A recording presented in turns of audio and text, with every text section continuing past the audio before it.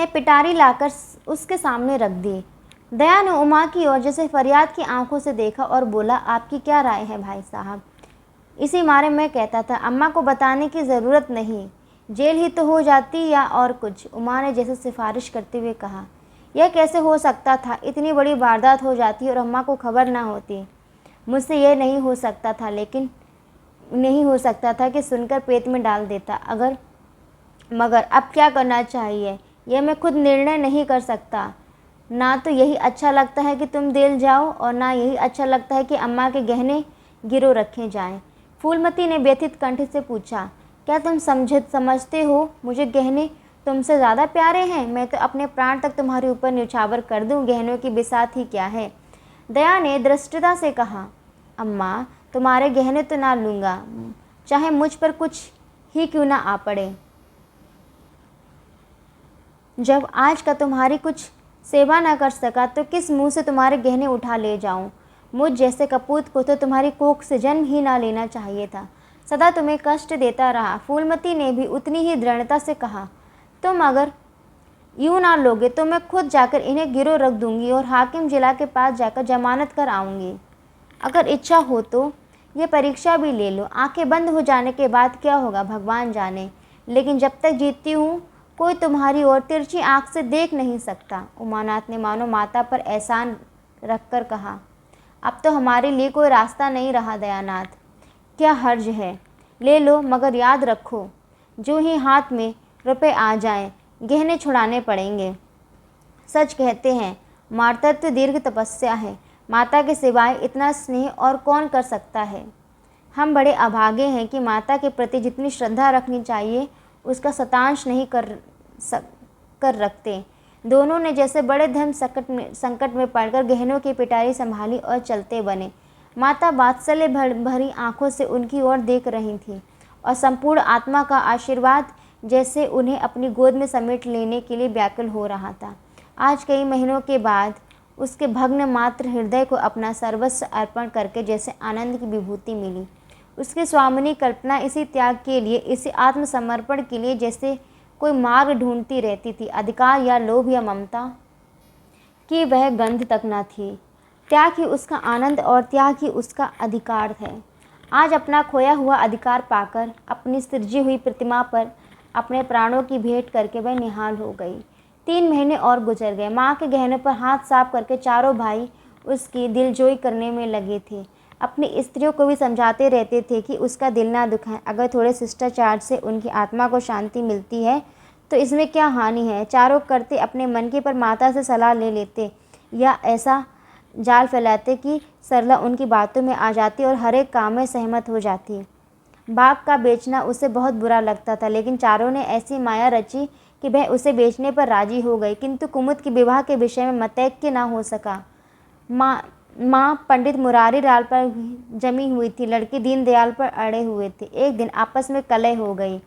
फूलमती ने कहा, माँ बाप की कमाई में बेटी का भी हिस्सा है। तुम्हें 16,000 का बाग मिला, 25,000 का एक मकान, 20,000 नगद है, क्या 5,000 भी कुमुद का हिस्सा नहीं है? कामता ने नम्रता से कहा, अम्मा कुमुद आपकी लाडली है तो हमारी बहन है।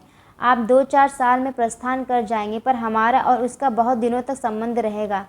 तब यथाशक्ति कोई ऐसी बात ना करेंगे जिससे उसका अमंगल हो।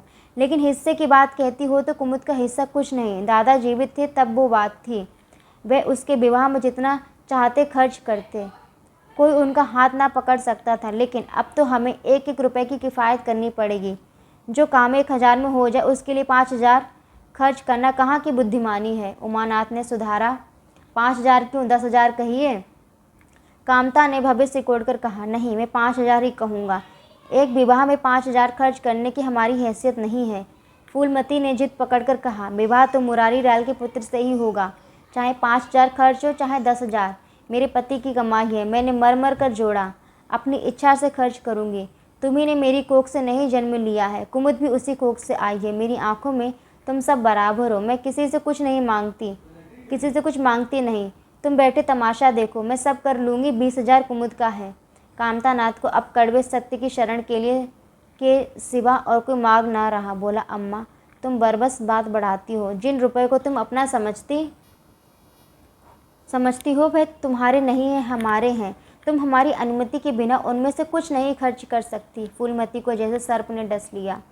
ये क्या? फिर तो कहना मैं अपने ही सच्चे रुपए इतनी अपनी इच्छा से खर्च नहीं कर सकती। वह रुपए तुम्हारे नहीं हैं, नहीं रहे, हमारे हो गए। तुम्हारे होंगे लेकिन मेरे मरने के पीछे नहीं, दादा के मरते ही हमारे हो गए। उमानाथ ने बेहयाई से कहा। अम्मा कानून कायदा तो नहीं जानती, नाहक उलझती हैं। फूलमती क्रोध विहल होकर बोली, भाड़ में जाए तुम्हारा कानून, मैं ऐसे कानून को नहीं मानती। तुम्हारे दादा ऐसे कोई बड़े धन्ना सेठ ना थे। मैंने ही पेट और तन काट कर ये गृहस्थी जोड़ी है। नहीं, आज बैठने की छां ना मिलती। मेरे जीते जी तुम मेरे रुपए नहीं छू सकते। मैंने 3 भाइयों के विवाह में 10-10 हज़ार खर्च किए, वही मैं कुमुद के विवाह में भी खर्च करूँगी। कामतानाथ भी गर्म पड़ा। आपको कुछ भी खर्च करने का अधिकार नहीं है। उमानाथ ने बड़े भाई को डांटा। आप खामखा अम्मा के मुँह लगते हैं भाई साहब। मुरारी लाल को पत्र लिख दीजिए कि तुम्हारे यहाँ कुमुद का विवाह ना होगा। बस छुट्टी हुई। यह कायदा कानून तो जानती नहीं, व्यर्थ की बहस करती हैं। फूलमती ने संयमित स्वर में कहा, अच्छा क्या कानून है, ज़रा मैं भी सुनूं। उमा ने निरीह भाव से कहा, कानून यही है कि बाप के मरने के बाद जायदाद बेटों की हो जाती है। माँ का हक केवल रोटी कपड़े का है।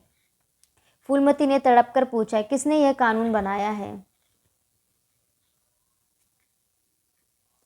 उमा शांत स्थिर स्वर में बोला, हमारे ऋषियों ने, महाराज मुनि ने, और किसने? फूलमती का एक क्षण अवाक रहकर आहत कंठ से बोली, तो इस घर में मैं तुम्हारे टुकड़ों पर पड़ी हुई हूँ। उमानाथ ने न्यायाधीश की निर्ममता से कहा, जैसा तुम समझो। फूलमती की संपूर्ण आत्मा मानो इस वज्रपात से चीत्कार करने लगी। उसके मुख से जलती हुई चिंगारियों की भांति ये शब्द निकल पड़े, मैंने घर बनवाया, मैंने संपत्ति जोड़ी, मैंने तुम्हें जन्म दिया, पाला, और आज मैं इस घर में गैर हूँ। मनु का यही कानून है और तुम उसी कानून पर चलना चाहते हो। अच्छी बात है, अपना घर द्वार लो। मुझे तुम्हारी आश्रिता बनकर रहना स्वीकार नहीं। इससे कहीं अच्छा कि मैं मर जाऊं। बाहर अंधेर, मैंने पेड़ लगाया और मैं ही उसकी छां में खड़ी नहीं हो सकती। अगर यही कानून है तो इसमें आग लग जाए। चारों युवकों पर माता के इस क्रोध और आतंक का कोई असर ना हुआ। कानून का फौलादी कवच उनकी रक्षा कर रहा था। इन कांटों पर उनका क्या असर हो सकता था? जरा देर में फूलमती उठकर चली गई। आज जीवन में पहली बार उसका वात्सल्य भग्न मातृत्व अभिशाप बनकर उसे धिक्कारने लगा। जिस मातृत्व को उसने जीवन की विभूति समझा था, जिसके चरणों पर वह सदैव अपनी समस्त अभिलाषाओं और कामनाओं को अर्पित करके अपने को धन्य मानती थी, वही मातृत्व आज उसे अग्निकुंड सा जान पड़ा, जिसमें उसका जीवन जलकर भस्म हो रहा था। संध्या हो गई थी। द्वार पर नीम का वृक्ष सिर झुकाए निस्तब्ध खड़ा था, मानो संसार की गति पर क्षुब्ध हो रहा हो। अस्तांचल की ओर प्रकाश और जीवन का देवता फूलमती के मातृत्व की ही भांति अपनी चिता में जल रहा था। फूलमती अपने कमरे में जाकर लेटी तो उसे मालूम हुआ उसकी कमर टूट गई है। पति के मरते ही लड़के उसके शत्रु हो जाएंगे, उसको स्वप्न में भी गुमान ना था। जिन लड़कों को उसने हृदय रक्त पिला पिलाकर पाला, वही आज उसके हृदय पर यूं आघात कर रहे हैं। अब वह घर उसे कांटों की सेच लग रहा था। यहाँ उसकी कुछ कद्र नहीं, कुछ गिनती नहीं। वह अनाथों की भांति पड़ी रोटियां खाए, यह उसकी अभिमानी प्रकृति के लिए असह्य था। पर उपाय ही क्या था? वह लड़कों से अलग होकर रहे भी तो नाक किसकी कटेगी? संसार उसे थूके तो क्या और लड़कों को थूके तो क्या? बदनामी तो उसी की है। दुनिया यही तो कहेगी कि 4 जवान बेटों के होते बुढ़िया अलग पड़ी हुई, मजदूरी करके पेट पाल रही है। जिन्हें उसने हमेशा नीच समझा, वही उस पर हंसेंगे। नहीं, वह अपमान इस अनादर से कहीं ज़्यादा हृदय विदारक था। अब अपना और घर का पर्दा ढका रखने में ही कुशल है। हाँ, अब उसे अपने को नई परिस्थितियों के अनुकूल बनाना पड़ेगा। ईश्वर की यही इच्छा है कि अपने बेटों की बातें और लातें गैरों की बातों और लातों की अपेक्षा फिर भी गनीमत है। मैं बड़ी देर तक मुंह ढांपे रही, अपनी दशा पर रोती रही। सारी रात इसी आत्मवेदना में कट गए। शरद का प्रभाव डरता डरता उषा की गोद से निकला, जैसे कोई कैदी छिपकर जेल से भाग आया हो। फूलमती अपने नियम के विरुद्ध आज तड़के ही उठी। रात भर में उसका मानसिक परिवर्तन हो चुका था। सारा घर सो रहा था और वह आंगन में झाड़ू लगा रही थी। रात की ओस में भीगी हुई पक्की जमीन नंगे पैरों में कांटों की तरह चुभ रही थी। पंडित जी उसे कभी इतने सवेरे उठने ना देते थे। शीत उसके लिए बहुत हानिकारक थी। पर अब वह दिन नहीं, प्रकृति को भी समय के साथ बदल देने का प्रयत्न कर रही थी। झाड़ू से फुर्सत पाकर उसने आग जलाई और दाल चावल की कंकड़ियाँ चुनने लगी। कुछ देर में लड़के जागे, बहुएं उठी। सभी ने बुढ़िया को सर्दी में सिकड़े हुए काम करते देखा, पर किसी ने ये न कहा कि अम्मा क्यों हलकान होती हो। शायद सबके सब बुढ़िया के इस मान मर्दन पर प्रसन्न थे। आज से फूलमती का यही नियम हो गया कि जो तोड़कर घर का काम करता और अंतरंग नीति से अलग रहना।